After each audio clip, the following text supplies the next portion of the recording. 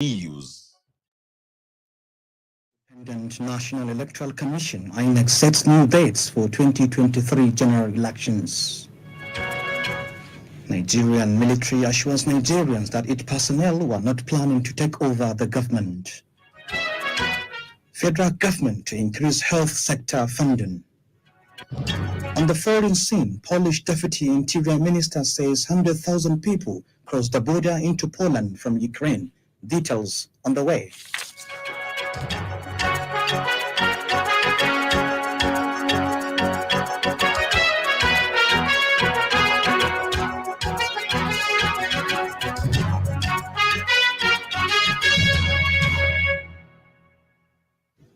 Hello listeners, good evening and welcome to Freedom Global News. Today being Saturday evening, 26th day of February 2022, which is equivalent to 25th day of Rajab, 1443 after the Hijrah. My name is Muazu Muazu with the details.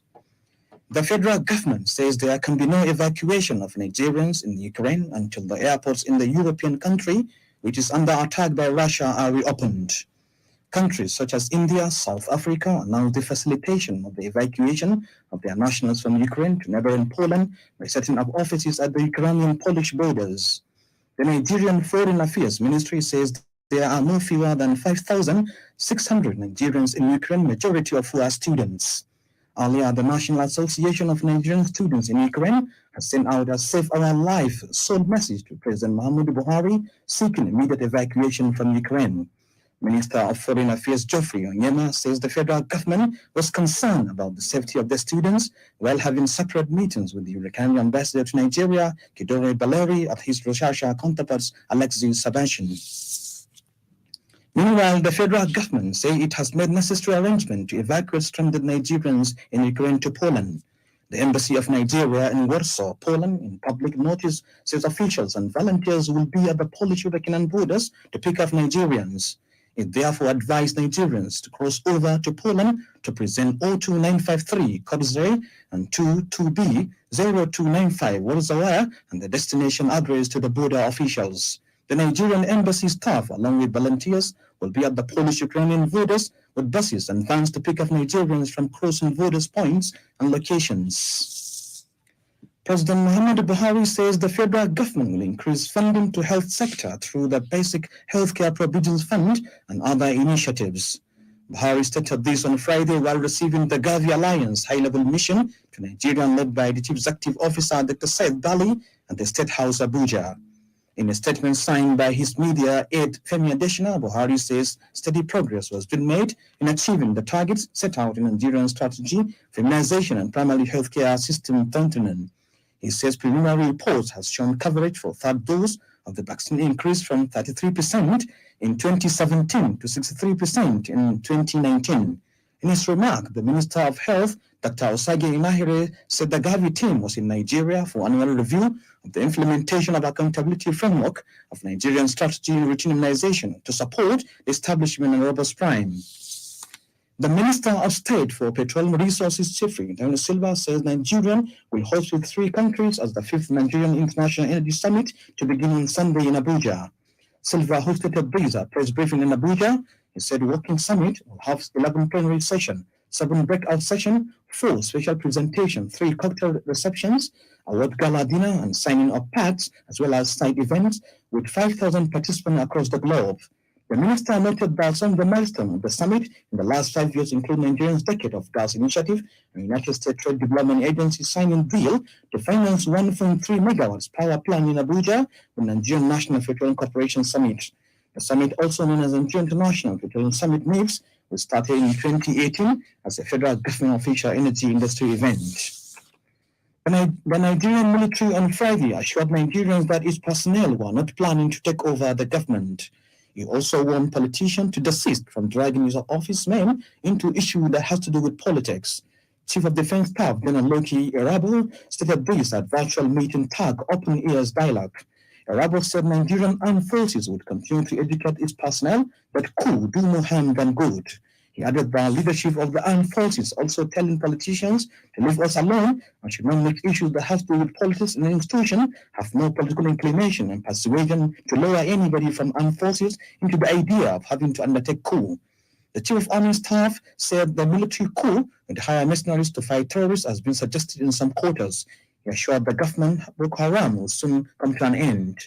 The global news is coming to you from the News and Current Affairs Department of Freedom Radio 99.5 FM. You can listen to us live on TuneIn or pass your comments and opinions on our social media platforms, Facebook, Twitter, Instagram, and YouTube at Freedom Radio Nigeria. You can also get the link to both sites on our website on freedomradioenergy.com or give us a buzz through the following number, 08092200885.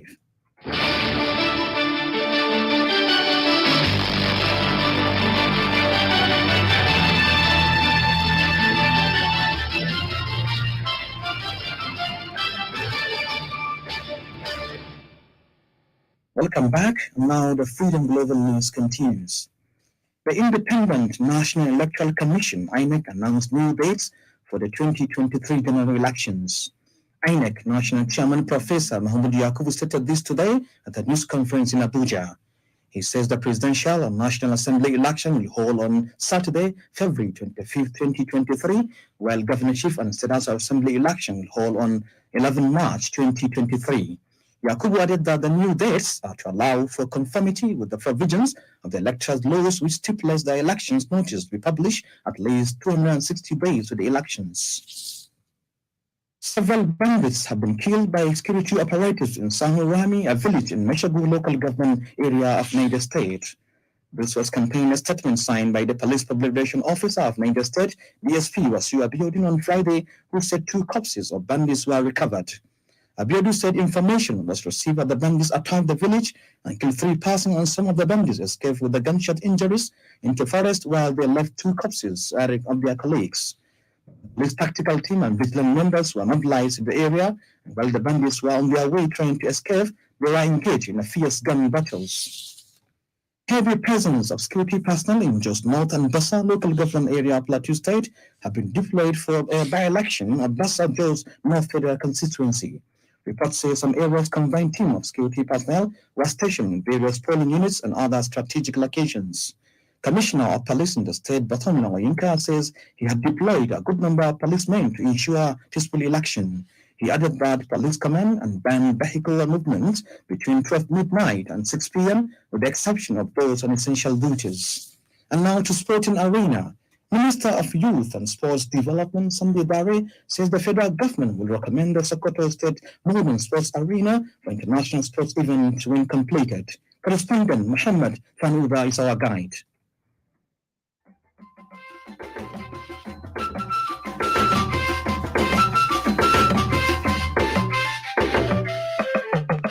Sunday Dare, who was led to the sport arena by Governor Amin Waziri Tambol of Sokoto State, stated this while speaking with journalists after inspecting the sport facility undergoing construction. He described the sport facilities at the stadium as massive and impressive and pointed out that they met international standards. The minister said that with what he had seen, the federal government could comfortably put the stadium forward to get certified to host both continental and international games. Meanwhile, Oyo State Governor Sheyi has approved the appointment of a former Deputy Speaker of the state, Olaniyan Babatunde David, as the sole administrator of the Shooting Stars Sport Club. Makinde, in an appointment letter signed on his behalf by the Secretary to the state government, Mrs. Oluwabamua Adeosun, congratulated Olaniyan, urging him to discharge his duties with absolute loyalty, dedication, and diligence. Olaniyan is a Nigerian football Grade 1 referee who has also occupied the seat of Chairman Oyo State Football Referee Academy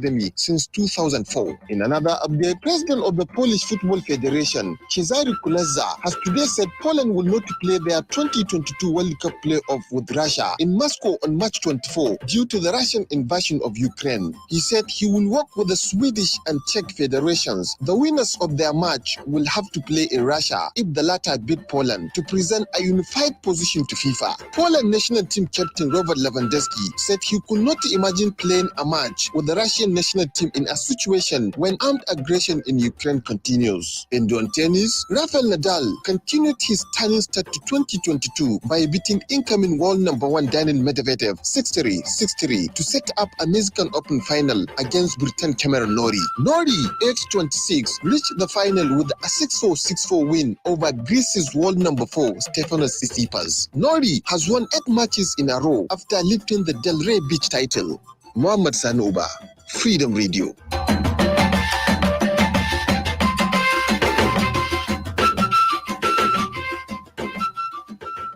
Thank you, Muhammad Sanuba, for traveling with us to the world of sport. And now to the international scene. Polish Deputy Interior Minister Paweł Zatfanaka on Saturday says over 100,000 people have crossed the border into Poland from Ukraine since Russia's invasion this week. Speaking to the pressmen at the head of Polish border guard, Thomas Praga, said on Friday nearly 50,000 people had crossed into Poland from Ukraine. Poland, which was already home to estimated of over 1 million Ukrainians before Russia's invasion, has expressed steadfast support for Ukraine and seen the bulk of those fleeing Ukraine across its into territory. Zatfanaka says over 90% of refugees have constant places to go into Poland, such as the homes of friends or family, but the remainder of seeking have the 9 reception center set up along the border. The centers offer meals and medical care, a place to rest, as well as many necessary information. And this marked the end of today's Global News. Before I sign out, a quick recap of the major headlines. Independent National Electoral Commission announced new dates for the 2023 general elections.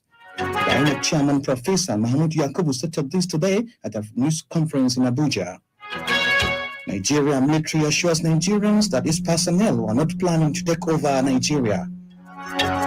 Federal government to increase health sector funding. On the foreign scene, Polish Deputy Interior Minister says over 100,000 people crossed the border into Poland from Ukraine. On behalf of the News and Current Affairs Department, the entire production team, Muazu Muazu saying thank you for listening.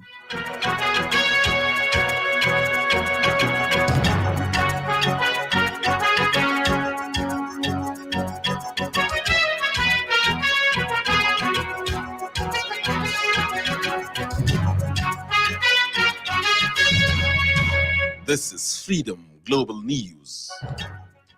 Freedom. Pop. Freedom.